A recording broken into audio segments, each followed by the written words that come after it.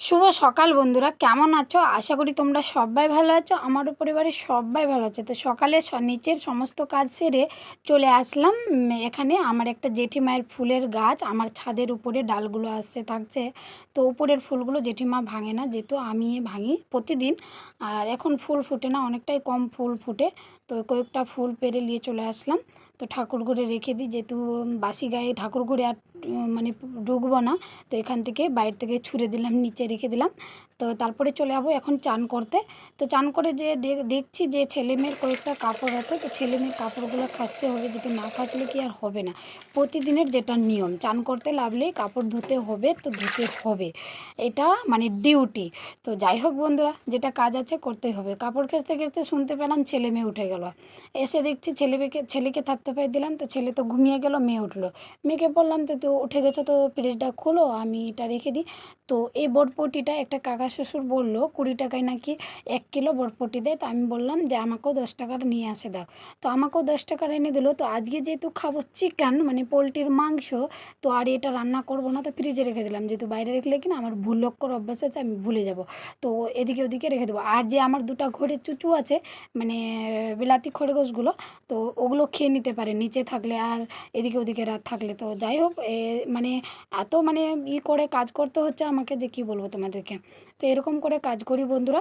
আর এখানে চলে আসলাম মাংসর জন্য মশলা করতে। তো আজকে ছোটো বাটিটাই নিয়েছি, দেখো আজকে মাংস মাংস রান্না করব, কিন্তু মশলার জন্য ছোটো বাটিটা নিলাম পিসের মিক্সচারের। তো বড় বাটিটাতে এত একটু একটু একজনের মশলা বাটছি, আর বড় বাটিটাতে মশলা করছি, ভাল লাগছে না, তো আজকে এটাই বাটি নিলাম। তো এমনিতেই 3টা বাটি থাকে।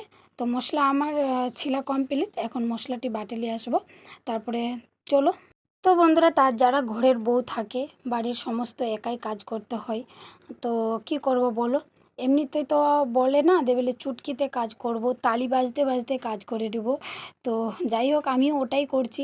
একটার পরে একটা, একটার পরে একটা, একটার পরে একটা কাজ করেই যাচ্ছি। কাজ শেষ হবার কোনো মানে নামে নাই। তো কি করব বলো, বাড়ির সমস্ত কাজ আমাকে করতে হবে।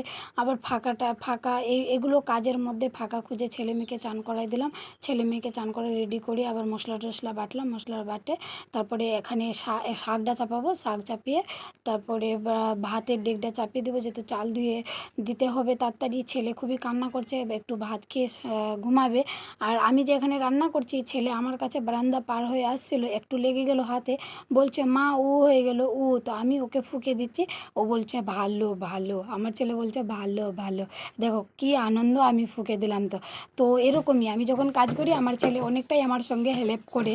তো যে হেল্প না করলে কিনা আমি বাড়ির এত কাজ যে কি বলবো। বাড়িতে মানুষ একটা, কিন্তু একটা কি আমার মানুষ একটা, কিন্তু দুটো বাচ্চা আছে, আর এত কাজ হয়ে যায় যদি ছেলে আর মেয়ে আমার সাথ না দেয়, মানে হেল্প না করে না, আমি এত কাজ করতে পারি না। তো যাই হোক, ওদিকে রান্না হচ্ছে, আমার গিয়েছে শাক হয়ে গেছে, ভাতটা হয়ে গেছে, মাংসটা রান্না হচ্ছে, আর এদিকে আমি চলে আসলাম বিছানাটা সামটাতে। বিছানা না সামলালেও ভাল লাগে না, বাড়িঘর মনে হচ্ছে একটা কীরকমই লাগছে দেখার। তো বাড়ির বিছানাটাও সামটে নিলাম। বিছানাটা সামটাতে তোমাদের সঙ্গে একটা গল্প করি। তো মেয়েদেরকে বলছি, এই ভিডিওটা যদি মেয়েরা দেখে থাকো তাহলে মেয়েদের জন্য বলছি, যে আমাদেরকে মেয়ে হয়ে ভগবান পাঠিয়েছে এগুলো সংসারের কাজ করতে। যেটা তোমার বয়স হয়েছে, যখন স্কুলে যাওয়ার টাইম ছিল তোমার স্কুলে গেছো, এখন শ্বশুরবাড়িতে আছো, তো শ্বশুরবাড়ির পড়াশোনাগুলো করতে হবে তোমাকে ঠান্ডা মনে আর ভালো মনে, খুশি মনে। তো যাই হোক বন্ধুরা, তোমরা হয়তো আশা করি তোমরা বুঝতেই পারলে আমার কথাটা আমি কি বলতে চাইছি। তো হয়তো আমি গুছিয়ে কথাটা তোমাদেরকে বলতে পারলাম না, বুঝাতে পারলাম না, তোমরা বুঝে নিবে কিন্তু। তো একটা কাস্টমার আসলো, বলছে তাড়াতাড়ি করে আমি কাজে যাব, আমাকে একটা পেন সেলাই করে দাও।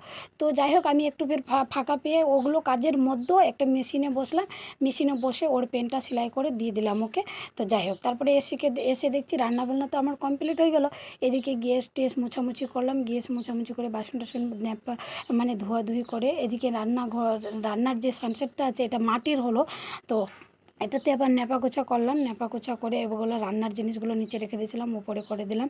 তো যাও জানো বন্ধুরা, আমি কাজের ফাঁকে না সকাল থেকে বিনা 1টা 1:30টার মধ্যে না আমি একটু মানে যে নিঃশ্বাসটা ভালো করে খোলা শ্বাস দিব, তো এরকম হচ্ছে না, এত কাজ। তো এখানে দেখো সব কাজ হয়ে গেছে, ছেলে মেয়েকে বাইরে ঘরের মধ্যে ভাত খেতে দিয়েছি, ওখানে ওরা ভাত খাচ্ছে, আর আমি এখানে ফাঁকার মধ্যে এগুলো ঝাড়ঝাটা দিয়ে এগুলো করালাম। আর দেখছি দেখছি যে একটু কাদা কাদা হয়ে গেছিলো, তো এই দুটাই নোংরা হয়ে গেলো, এই দুটাও ধুয়ে নিলাম। যেহেতু বাড়িতে নোংরা থাকলে কি না ভাল লাগে না, কাজ দেরি হোক কিন্তু কাজটা যেন পরিষ্কার পরিচ্ছন্ন হয়। তা দেখছি তো ভাত খেয়ে আমার ছেলে লেগে গেলো আর চলে আসলো আমার সঙ্গে আবার হাতাপাতি দিতে। দেখো এত হেল্প করে আমার ছেলে আমাকে, তো কী বলবো।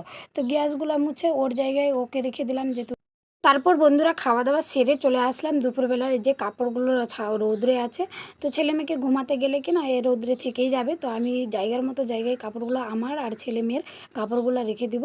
তারপরে ছেলে মেয়েকে নিয়ে ঘুমাতে যাব। যেহেতু ছেলে মেয়ে ঘুম পাড়িয়ে উঠে আমি উঠে যাব, আমি যেহেতু ঘুমাই না, কেন কি আমাকে দুপুরবেলা ভিডিও এডিট না করলে কি না আমি রাত সন্ধ্যার পরে আর ভিডিও এডিট করতে পারি না। যেহেতু ফ্যান চলবে, ছেলে মেয়ে বাড়িতে থাকবে, খেলাধুলা করবে, তো আমি আর ভিডিও এডিট করতে পারি না।